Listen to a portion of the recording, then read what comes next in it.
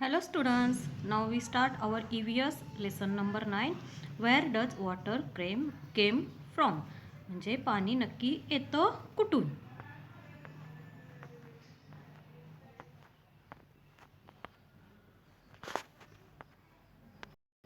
First, can you tell?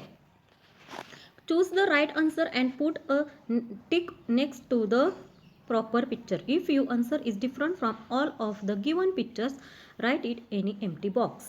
म्हणजे आता आपल्याला हे खाली जे काही प्रश्न दिलेले आहेत त्याच्यामध्ये जे तुमचं उत्तर आहे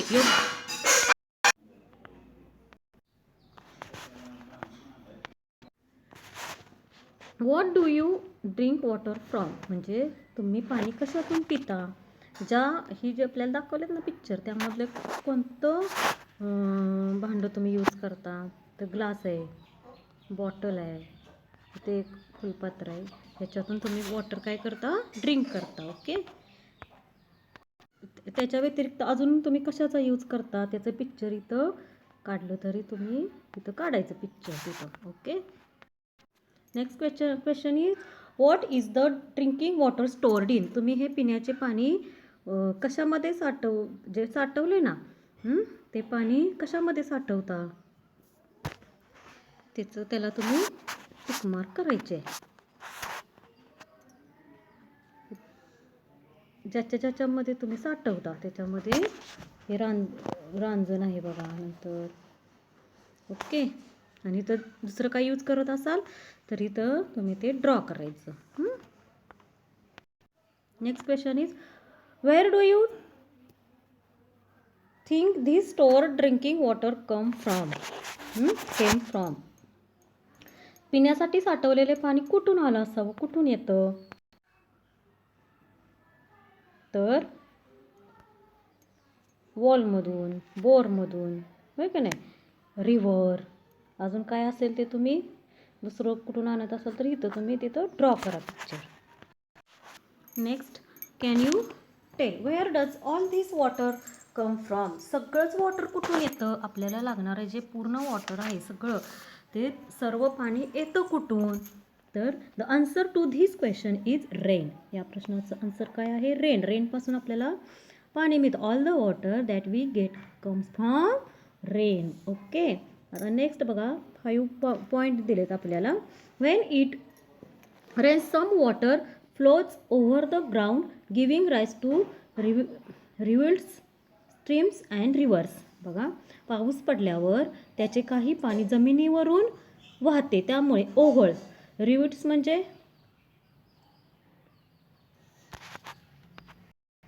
रिव्हलेट्स म्हणजे ओहळ. Some water collects in lying areas thus lakes R form. बघा, पावसाचे पाणी काही खोलगट भागात साचते त्यापासून तलाव तयार होतात किंवा अजून तयार पण झालेले आहेत. तर नेक्स्ट बघा, a flowing river sometimes blocked by building wall this is called dam. म्हणजे नदीचे वाहणारे पाणी भिंत बांधून अडवले जाते त्याला काय म्हणतात, डॅम म्हणजेच धरण म्हणतात. मग त्याचा काय उपयोग, तर when it doesn't rain the water from the dam can be use. मग ज्यावेळेस पाऊस नसतो तेव्हा ते धरणाचे पाणी वापरता येते. Some rain water seeps into the ground. To obtain this water we dig wells.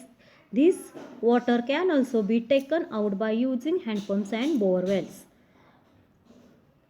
पावसाचे पाणी जमिनीत मुरतं. मग ते पाणी काढण्यासाठी वॉल काढल्या जातात म्हणजे विहिरी खणल्या जातात, हातपंप बसवले जातात किंवा कूपनलिका त्याद्वारे पाणी बाहेर काढले जाते. Sometimes water the ground comes out in the from the springs. काही वेळेला आपण बघतो की जमिनीतील काही ठिकाणी झऱ्यामधूनही पाणी बाहेर पडते. Some sources of water are formed naturally. However, places like wells and dams are man-made. If rainfall decrease, the water stored in these places also decrease. You can see such water sources in your locality, taluka or district. बघा, पिण्याचे पाणी काही ठिकाणी पिण्याच्या पाणी मिळण्याची काही ठिकाणी निसर्गात आपोआपच तयार होतात. धरण किंवा विहीर हे जे आहे यासारखी जी काही ठिकाणे आहेत ती कुणी बनवलेत तर ती मॅनमेड आहेत, ते माणसाने बनवलेत.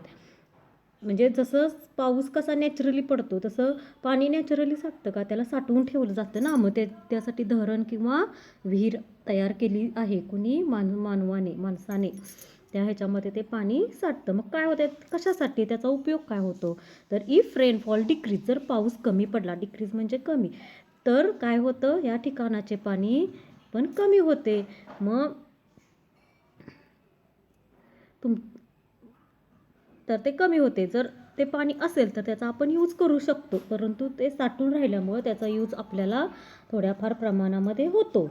आता बघा, तुमच्या परिसरात you can see such water search in your locality. तुमच्या परिसरात, तालुक्यात किंवा जिल्ह्यात पाण्याची ठिकाणे तुम्ही पाहू शकता. मग त्यासाठी तुम्हाला काय करावं लागेल, स्टडी द मॅप. हा मॅप आपल्याला स्टडी करावा लागेल. ओके. नेक्स्ट बघा, how is a river form that, how does it flow. नदी कशी तयार होते आणि कशी वाहते. नदी कशी तयार होते आणि कशी वाहते. पावसाचे बघा, rain also falls on high places like mountains. This rain false down hill. म्हणजे पावसाचे पाणी डोंगरासारख्या उंच भागावर सुद्धा पडते, ते उताराच्या दिशेने वाहते. मग काय होतं तर numerous reverse of water flowing downhill join together to form a river. A river flows down mountains and plateaus through valleys and over plains. बघा, अशा पाण्यांचे काय होतात, मग असंख्य ओहोळ एकत्र येऊन नदी तयार होते. आणि मग नदी कुठून कुठून वाहते, तर नदी डोंगर, दऱ्या, पठार व मैदान यावरून वाहते. ओके. आता नेक्स्ट बघा, वॉटर बॉडीज म्हणजे जलरूप. Flowing water and stores of water are example of water bodies. Springs, streams, rivers, lakes, reservoirs, creeks, seas and oceans are all water bodies. मग आता हे जलरूपे कोणती आहेत, वॉटर बॉडीज कोणते आहेत, तर पाण्याचे प्रवाह हे साठे ही जलरूपांची काय आहेत, एक्झाम्पल्स आहेत. मग त्याच्यामध्ये झरा, ओढा, नदी, तळे, जलाशय, खाडी, समुद्र, महासमुद्र ही काही काय आहेत, वॉटर बॉडीज आहेत, म्हणजे जलरूपे आहेत. आता भूरूपे म्हणजेच landforms. Due to the high and low levels of land of the different place, land gets different forms. Mountains, peaks, hills, hillocks, plateaus, plains, passes and valleys are some of the landforms. म्हणजे भूरूपे कोणती, उंचवटा व खोलगटपणा यामुळे जमिनीवर काही वेगवेगळे आकार मिळतात. मग त्यामध्ये आपण बघितलं, पर्वत, डोंगर, शिखर, टेकड्या, पठारे, मैदाने, खिंड, दरी ही काय आहेत, भूरूपे आहेत, लँडफॉर्म्स आहेत. ओके. आता नेक्स्ट बघा, next point we see, do you know where a spring come from. आता तुम्हाला नदी कुठून येते हे माहिती झालं, नदी कशी तयार होते हे कळालं. तसंच तुम्हाला माहीत आहे का की झरा कुठून येतो. Where a spring came from. झरा कुठून येतो. Rain water seeps into the ground, it steps deep into the ground through cracks in the soil and rocks. बघा, पावसाचे पाणी जमिनीत मुरते आणि जमिनीवरील मातीच्या व दगडाच्या भेगातून ते खोलवर झिरपते. See the picture. इथं आपल्याला या पिक्चरमध्ये दाखवलेलं आहे बघा. Even under the ground it flows from a higher level to lower level. This groundwater comes out of the ground in some places. This is what we call a spring. मग हे जमिनीखालची म्हणजे ते जमिनीखाली सुद्धा उंच भागाकडून कमी उंचीच्या भागाकडे वाहते. हे जमिनीखालचे पाणी काही ठिकाणी जमिनीतून बाहेर पडते. यालाच आपण काय म्हणतो, स्प्रिंग म्हणजे झरा म्हणतो. Okay. Make friends with map. आता आपण मॅप्सची काय करूया, फ्रेंडशिप करूया. This map shows you the water bodies and landforms in our district. The water bodies are shown in blue. Landforms are shown in different colors. These colors are given according to the height of the region. म्हणजे आता आपल्याला नकाशात काही जलरूपांची आणि भूरूपांची माहिती दिली आहे. जलरूपे निळ्या रंगाने दाखवलेली आहेत. म्हणजे जे पाणी आहे ते काय कसं केलं आहे, निळ्या रंगाने दाखवलं आहे. आणि भूरूपे भूप्रदेश वेगवेगळ्या रंगाने दाखवले आहेत. हे त्या भागाच्या उंचीनुसार रंग वापरलेले आहेत. आता फर्स्ट बघा, Satara district major water bodies and landforms, म्हणजे सातारा जिल्हा प्रमुख जलरूपे आणि भूरूपे. सियर इथे इंडेक्समध्ये बघा त्यांनी दिलेलं आहे की हाईट ऑफ द रिजन्स, त्या ह्याची भूरूपांची जलरूपांची हाईटच्या नुसार व्हेरी हाय, नंतर मॉडरेट म्हणजे मध्य, लॉ म्हणजे कमी असं.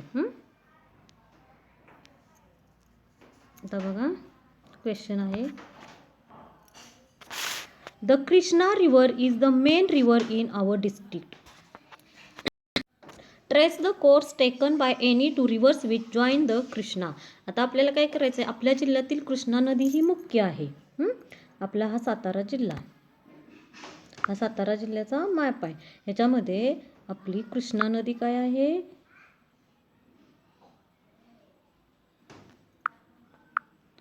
मेन आहे. ही बघा इकडून आपल्याला वाहताना दिसते, कराड आहे बघा, कृष्णा इकडे एक गेल्या, इकडून आले आहेत अशी ही नदी कोणती आहे, आपली कृष्णा नदी. ओके. आता आपण काय करायचं आहे, we find 2 rivers which join the Krishna. Krishna नदीला मिळणाऱ्या 2 नद्या आपण तिथं फाइंड करायच्या आहेत, शोधायच्या आहेत. सी हिअर,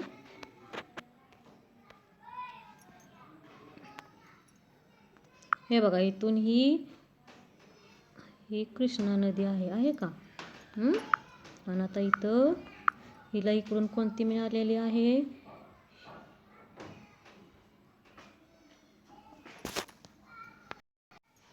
कोयना आहे बघा. ही हे का इकडं कोयना मिळाली. ही वांग आले इकडून, हे वांग आहे. इकडं ही मांड,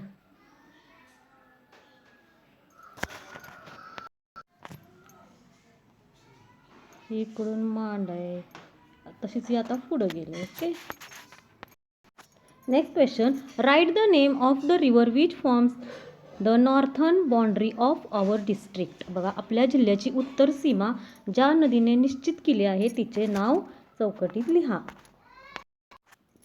तर डायरेक्शन्स दिलेत बघा आपल्याला, ईस्ट,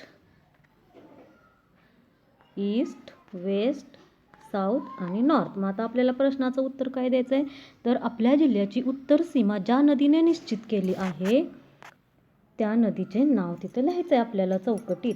कोणती नदी आहे ही बघा, इकडं नीरा नदी आहे ही, आहे का. कोणती नदी आहे, नीरा नदी. You write here Nira.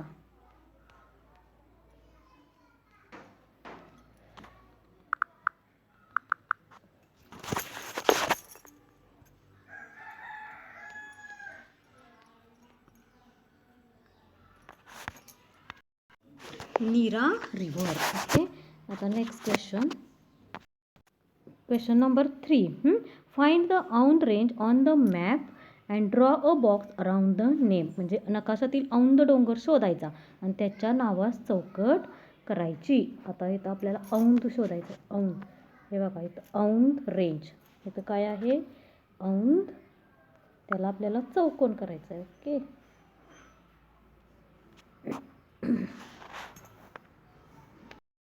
Next question, in the box write the direction in which the Yerala river flows. आता येरळा नदी ही बघा इथं येरळा नदी दिसते. 1 मिनिट. ही येरळा नदी दिसते ना, ही कुठून वाहते, तर आता इकडून बघा येरळा नदी आली. आता इथं आपल्याला बाण दिसतोय का इथं बाण, म्हणजे इथं एक दिसतोय. ही कुठून आली आहे, तर साऊथनं आलेले आहे.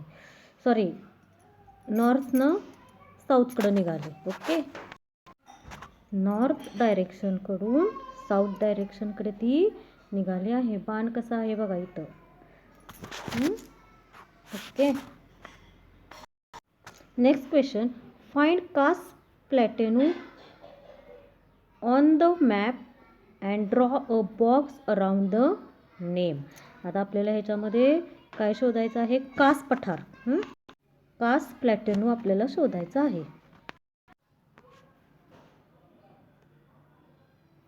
CL हे बघा, कास पठार आहे का? कास प्लॅटेनू. आपण त्याला शोधून काय करायचं आहे? बॉक्स करायचं आहे. Okay. Next page. Now we see next page.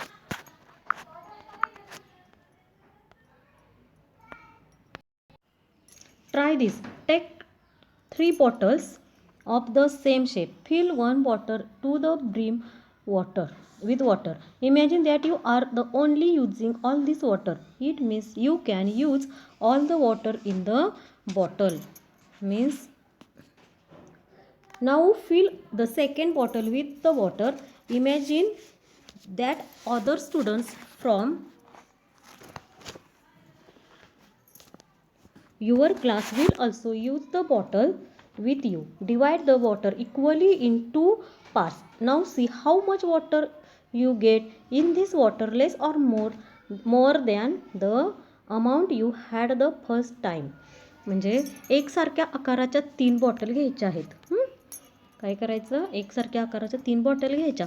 एक बाटली पूर्ण पाण्याने भरायची आणि असे समजा की सर्व पाणी वापरणारे तुम्ही एकटेच आहात. म्हणजे पूर्ण बाटलीभर पाणी तुम्हालाच वापरायचं येईल. म्हणजे तुमची बॉटल आहे म्हणजे तुम्ही म्हणणार ना, ही माझी बॉटल आहे, हे पाणी मी पूर्ण पाणी हे माझ्यासाठीच आहे. पण आता काय बघा, दुसरं, आता दुसरी बाटली घ्या. असे समजा की हे पाणी तुमच्यासह अजून आणखी एक मुलाला द्यायचं आहे तुम्हाला. ते त्या बॉटलमधले पाणी आता तुम्ही शेअर करणार, तुमच्या फ्रेंडला देणार आहात. मग पाण्याचे 2 समान भाग करायचे. त्या बॉटलमध्ये तुम्ही काय करायचं? पाण्याचे 2 समान भाग करायचं. आता तुमच्या वाट्याला किती पाणी आले ते पाहायचं. ते पाणी पहिल्या वेळेपेक्षा कमी होते की जास्त ते पाहायचं. आता कसं होणार? जेव्हा एक बॉटल असते तेव्हा तुम्ही एकटे पिणारे असता, पण 2 म्हटल्यावर दुसऱ्या फ्रेंडला द्यायचं असतं म्हटल्यावर त्यातलं अर्ध पाणी तुमचं आणि अर्ध तुमच्या फ्रेंडचं. ओके. आता नेक्स्ट बघा. Now fill the third bottle. Imagine that you 4 other children in the class besides you will use this water. Now you will have to divide the water in the bottle into 5 equal parts. Now see how much you share of the water is the amount of water you have this time less or more than the first 2 times. Think about why this is happened.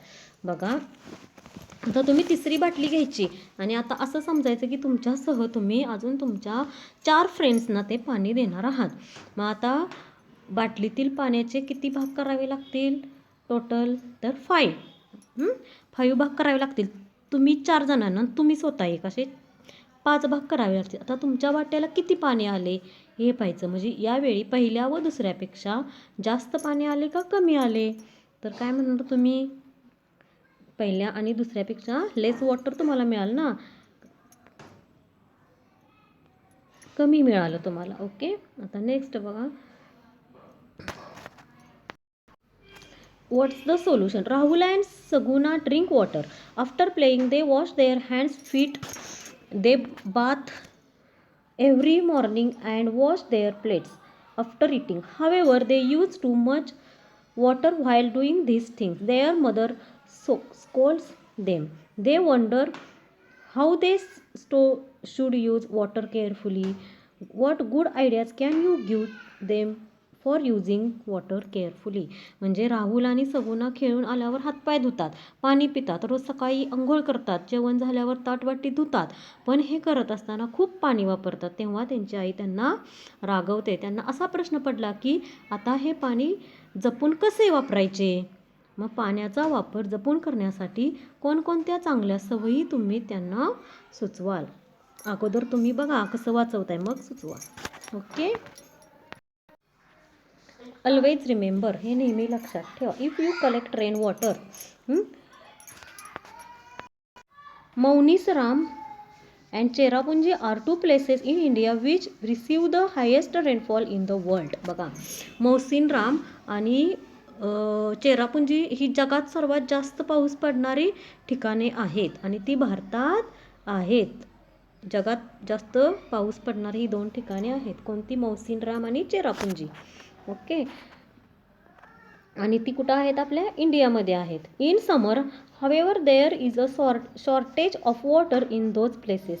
The same things occurs in the Konkan region of Maharashtra. This is because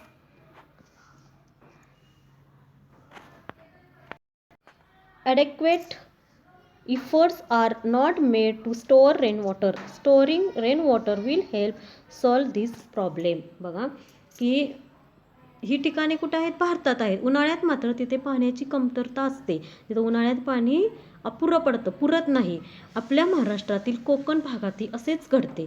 याचे कारण पावसाचे पाणी साठवण्याचे पुरेसे उपाय केले जात नाही. पावसाचे पाणी साठवले तर ही समस्या काय होईल? दूर होईल. ओके, आता नेक्स्ट बघा. See, use your brain power. If rainfall is collected and stored, can it be used later? पावसाचे पाणी साठवले तर ते नंतर वापरता येईल का? How will you store rainwater? मग ते पावसाचे पाणी तुम्ही कसे साठवाल? आणि नेक्स्ट बघा. If human being begin to use all the water for themselves, what will happen to other living things? मग फक्त माणूस सर्व पाणी वापरू लागला तर इतर सजीवांचे काय होईल? ओके, तर नेक्स्ट बघा. Do you know? Pipelines are used to carry water from the distant well, lakes and water tanks to our homes. In the some areas, water is also supplied through tankers. बघा, दूरवर अंतरावरच्या विहिरी, तलाव, पाण्याच्या टाक्या इथून पाणी घरापर्यंत आणण्यासाठी नळमार्गाचा यूज करतात. हे पाणी काही ठिकाणी टँकरने आणले जाते. आता आपण बघतो आपल्या घरामध्ये पण नळाद्वारे पाणी आलेलं आहे. आता what we have learned, आपण काय शिकलो? All the water we get is rain water. River, lakes and springs are formed because of the rain. Rivers start in the high places like mountains and flow downhill. It is necessary to collect rain water. बघा, आपल्याला मिळणारे सर्व पाणी पावसापासून मिळते. पावसामुळेच काय काय तयार होतात? रिव्हर्स, लॅक्स, स्प्रिंग्स काय होतात आणि तयार होतात. आणि नदीची सुरुवात डोंगरासारख्या उंच ठिकाणी होते व ती उताराकडे वाहते. पावसाचे पाणी साठवणे आवश्यक असते. It is necessary to collect rain water. Okay, bye students. See you in next video.